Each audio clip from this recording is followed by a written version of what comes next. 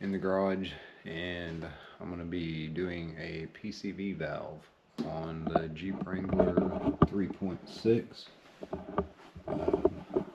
This is it right here. It goes on the end of the exhaust camshaft.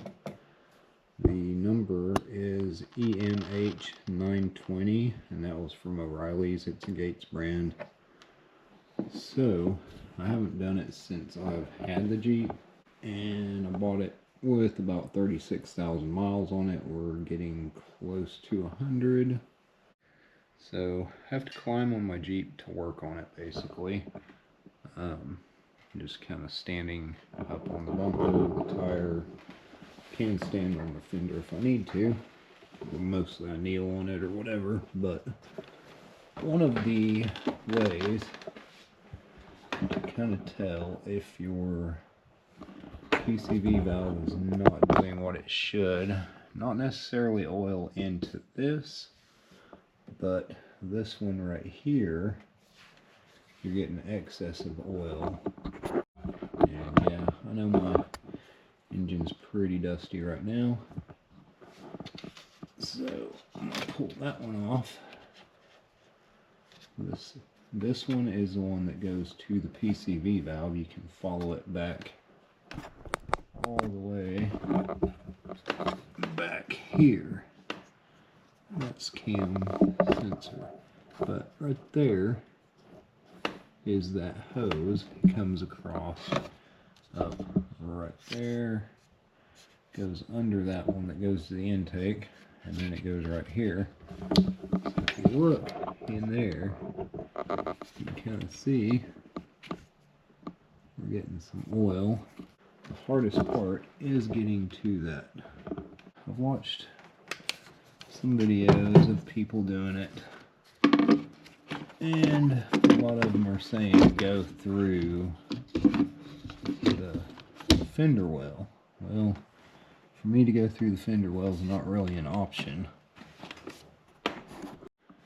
because we have aluminum inner fender wells that are bolted in and not really easy to take back out, and you're not going to reach your hand under there. So I think the easiest way is going to be folding my hood back onto the front windshield and going in from the top here, which really doesn't look too hard. I think first we're just going to try to pull the hose up off of it, because you can't get the first bolt is covered up by the hose. Okay, so I got this little evap line here popped out of this little metal plate, so I can move it around a little bit. And it's on there pretty solid. I don't think it's ever been taken off. It'd be nice if you have a pick. Alright, so I'm underneath the Jeep, and if you can see it up there, you can grab a long extension, and I'm going to push at the edge of the hose and try to push that up. Okay, that's the extension I used, about a 2 foot. Worked perfect, just pushed it up. Now let's go back up here to the top side. Okay, got that one pushed off. Fairly easy. And you can pull it out of the intake and slide it up. Alright, now you can see it right there. It's opened up. Let's see if oil been sitting right there on it. And the first bolt is right above that. The second one is right below it. Okay, we got top bolt loosening. Actually had to Put the ratchet in facing downward and reach my hand in there, get the finger to line it up, and then you can barely get like a little bit of a turn on it, just enough to break it loose, and then you can just kind of spin the nut. There we go. There's the first one. So off camera, I tried to get it from the bottom side and forced my arm places it probably shouldn't fit until I came to the conclusion. There's the inner fender well. So much for trying to make it a shortcut. Now for pushing off the hose, I would say it's still easier to reach something and push it up. Of course, I didn't do it any other way other than that. So I'm gonna say that works from the underside for pushing the hose off. Now, right back there is where we gotta get, which I'm gonna turn the tire to the side so I can get up in there and actually work, but getting my inner fender well out is no fun at all because it's tucked underneath here. Then you got to take that light out because it's a little circle light. There's a couple bolts there. These two bolts, had to take these loose so I could wiggle that bracket out of the way. But anyway, let me get the tire turned and let's see if we can reach it now. Okay, we can actually put our finger on it, so that's a good sign. It does look like I have a little bit of an oil leak. It's not a very bad leak, but it's definitely a leak.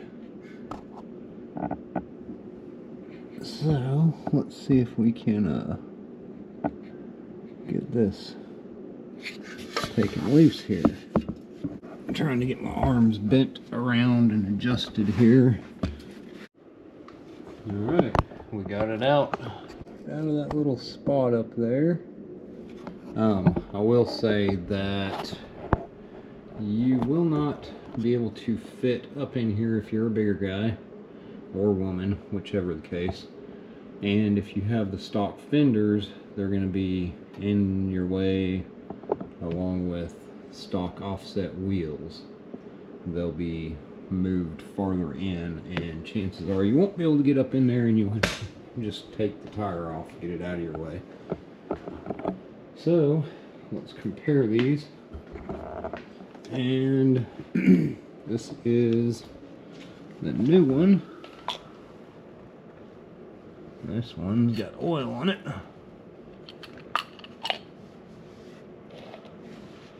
Same look.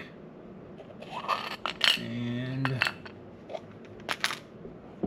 definitely a bigger hole, so we're gonna have to push this one onto it. I'm sure this might have been leaking at one time, I don't know, but either way we got to get this one up in there and tighten it down. And there is a O-ring on this one, a new one. There's the old one, so make sure when I pulled this off that O-ring stayed up there, so make sure you get that O-ring off or you're gonna have some major leaks. Alright guys, I don't know if you can see down in there, but it's in there. Now we just gotta reroute the hoses over and put them in. Okay, I got the hose put back on. That one's ran over to there, and this one to the airbox. I did take apart these just so I could get this one loosened up and move it around some. I'm thinking an oil catch can sometime in the future we'll have to do some checking into that, because I know I don't want any extra oil going into the intake, and not too worried about this one.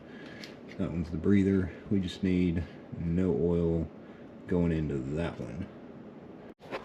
So the only thing I got left to do now is put my grill back on and put my fender well back in, and I'll be finished up. So I'm gonna go ahead and let y'all go. I hope y'all like and subscribe, and hope this helps somebody out, and I'll talk to y'all later. Bye.